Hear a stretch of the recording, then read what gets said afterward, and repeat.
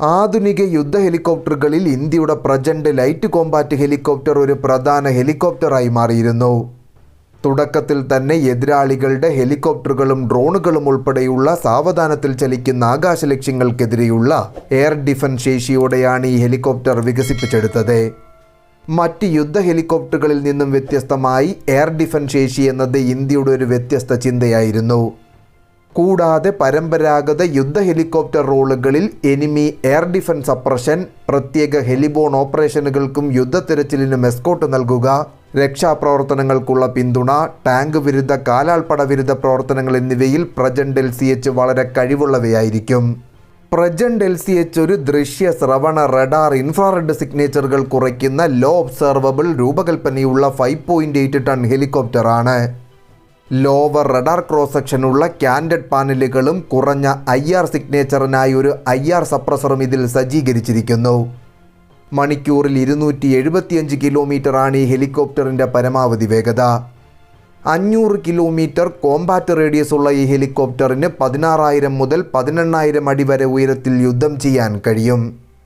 പ്രചണ്ഡിൻ്റെ ആയുധ ബൂമുകൾക്ക് 4 ആയുധ അറ്റാച്ച്മെൻറ്റ് സ്റ്റേഷനുകൾ വഹിക്കാനും അവയിൽ ഓരോ സ്റ്റേഷനിലും ATGMകളോ റോക്കറ്റുകളോ എയർ ടു എയർ മിസൈലുകളോ വഹിക്കാനുമാകും. LCH പ്രചണ്ഡിൽ നിലവിൽ ഏകദേശം 45% തദ്ദേശീയമായ ഉള്ളടക്കം അടങ്ങിയിരിക്കുന്നുവെങ്കിലും സീരീസ് പ്രൊഡക്ഷൻ പതിപ്പിന് ക്രമേണ 55% തദ്ദേശീയ ഉള്ളടക്കം വർദ്ധിപ്പിക്കുമെന്നും റിപ്പോർട്ടുകളുണ്ട്. ഇനി നമുക്ക് പ്രചണ്ഡ് LCHൻ്റെ പ്രവർത്തന ശക്തിയെപ്പറ്റിയൊന്ന് വിശദമായി നോക്കാം. ഒന്നാമതായി സെൻസറുകൾ. ഈ ആക്രമണ ഹെലികോപ്റ്ററിന് രാവും പകലും ലക്ഷ്യങ്ങൾ കണ്ടെത്താനും നേടാനുമുള്ള കഴിവ് നൽകുന്ന CCD camera, FLIR, laser range finder, laser designer എന്നിവ അടങ്ങിയ ഇലക്ട്രോ ഒപ്റ്റിക്കൽ ബോർഡ് സജ്ജീകരിച്ചിരിക്കുന്നു. രണ്ടാമതായി എയർ ടു എയർ ഓപ്പറേഷനുകൾ. പ്രചണ്ഡിൻ്റെ എയർ ടു എയർ കഴിവുകൾ വിചിത്രമായി തെളിയിക്കപ്പെട്ടിരുന്നു.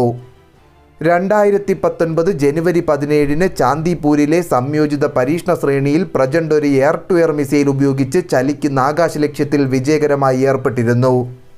ഇന്ത്യയുടെ സൈനിക സേവനത്തിലുള്ള മറ്റൊരു ഹെലികോപ്റ്ററും ഇത്തരമൊരു ശേഷി ഇതുവരെയും പ്രകടിപ്പിച്ചിട്ടില്ല എന്നതാണ് ഏറ്റവും ശ്രദ്ധേയം. പരീക്ഷണങ്ങൾക്കായി ഏത് എയർ ടു എയർ മിസൈലാണ് ഉപയോഗിച്ചതെന്ന് HAL പ്രഖ്യാപിച്ചിട്ടില്ല എങ്കിലും റിപ്പോർട്ടുകൾ MBDA മിസ്ട്രൽ 2 പരാമർശിക്കുന്നു. മൂന്നാമതായി ആൻറ്റി ടാങ്ക് ഓപ്പറേഷനുകൾ. 500 മീറ്റർ മുതൽ 7 കിലോമീറ്റർ വരെ പരിധിയിലുള്ള ലക്ഷ്യങ്ങളിൽ ഏർപ്പെടാൻ കഴിയുന്ന ഹെലിന ATGMനെ അടിസ്ഥാനമാക്കിയുള്ളതാണ് ഈ ഹെലികോപ്റ്ററിൻ്റെ ടാങ്ക് വിരുദ്ധ ശേഷി. ഹെലീന എല്ലായ്പ്പോഴും lock on before launch tracking ഉപയോഗിക്കുന്നതിനാൽ ഇവ ഒരു ഫയർ ആൻഡ് ഫോർഗെറ്റ് മിസൈലായി മാറുന്നു. നാലാമതായി ആൻറ്റി ഇൻഫൻട്രി ഓപ്പറേഷനുകൾ. കാലാൾപ്പട വിരുദ്ധ പ്രവർത്തനങ്ങൾക്കായി പ്രചണ്ഡ് ഒരു chin mounted 20 mm turret twin barrel gun, cluster ബോംബുകൾ, 68 mm റോക്കറ്റ് പോഡുകൾ എന്നിവ ഉപയോഗിക്കുന്നു. പ്രചണ്ഡിലെ M621 20 mm പീരങ്കി അതിൻ്റെ കൃത്യതയ്ക്കും ഉയർന്ന മസിൽ വെലോസിറ്റിക്കും പേരുകേട്ടതാണ്. പൈലറ്റിൻ്റെ ഹെൽമെറ്റിൽ ഘടിപ്പിച്ച കാഴ്ചാ സംവിധാനം ഉപയോഗിച്ച് ഹെലികോപ്റ്ററിന് ചുറ്റുമുള്ള ലക്ഷ്യങ്ങളിലേക്ക് നോക്കാനും ഫയർ ചെയ്യാനും അനുവദിക്കുന്നു.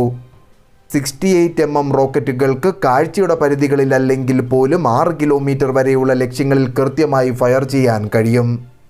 അഞ്ചാമതായി സെൽഫ് ഡിഫൻസ് ശേഷി. റഡാർ അല്ലെങ്കിൽ ലേസർ മിസൈൽ അപ്രോച്ച് വാണിംഗ് സിസ്റ്റങ്ങളും കൗണ്ടർ മെഷേഴ്സ് ഡിസ്പെൻസിംഗ് സിസ്റ്റങ്ങളും അടങ്ങുന്ന ഒരു സെൽഫ് പ്രൊട്ടക്ഷൻ സ്യൂട്ടാണ് LCH പ്രചണ്ഡിൽ ഘടിപ്പിച്ചിരിക്കുന്നത്. നിലവിലെ രൂപത്തിൽ തർക്കമില്ലാത്തതോ നിസാരമായതോ ആയ യുദ്ധമേഖലയിൽ രാവും പകലും പ്രവർത്തിക്കാൻ കഴിവുള്ള പ്ലാറ്റ്ഫോമാണ് പ്രചണ്ഡ് ഹെലികോപ്റ്ററുകൾ. പലതരത്തിൽ സാധാരണ പിയർ ടു പിയർ കോമ്പാറ്റിനേക്കാൾ കലാപവിരുദ്ധ പ്രവർത്തനങ്ങൾക്ക് പ്രചണ്ഡ് കൂടുതൽ അനുയോജ്യമായിരിക്കും. എന്നിരുന്നാലും കുറഞ്ഞ ദൃശ്യപരിധിയിൽ പ്രവർത്തിക്കാനും മാൻപാഡ് എൻവലപ്പിന് പുറത്തുള്ള സ്റ്റാൻഡ് ഓഫ് ശ്രേണികളിൽ എതിരാളികളുടെ ലക്ഷ്യങ്ങളിൽ ഇടപഴകാനുള്ള കഴിവുകൾ കൂട്ടിച്ചേർക്കുന്നതിലൂടെ വളരെ ശക്തമാക്കാൻ കഴിയുന്നൊരു പ്ലാറ്റ്ഫോമാണ് പ്രചണ്ഡ് LCH ഹെലികോപ്റ്ററുകൾ. യുദ്ധക്കളത്തിലെ മാൻപാഡ് ഉൾപ്പെടെയുള്ള വീഷൊറാഡ്സിൻ്റെ സാന്നിധ്യം യുദ്ധ ഹെലികോപ്റ്ററുകളുടെ ഫലപ്രാപ്തിയെ കുറയ്ക്കുന്നു എന്നതൊരു പോരായ്മയായി തുടരുന്നു. ഉക്രൈനിലെ സ്പെഷ്യൽ മിലിറ്ററി ഓപ്പറേഷൻ്റെ പ്രാരംഭഘട്ടത്തിൽ ദ്രുതഗതിയിലുള്ള മുന്നേറ്റത്തിനായി സിറിയയിൽ വികസിപ്പിച്ചെടുത്ത ഒരു തന്ത്രം റഷ്യ വളരെ ഫലപ്രദമായി ഉപയോഗിച്ചിരുന്നു.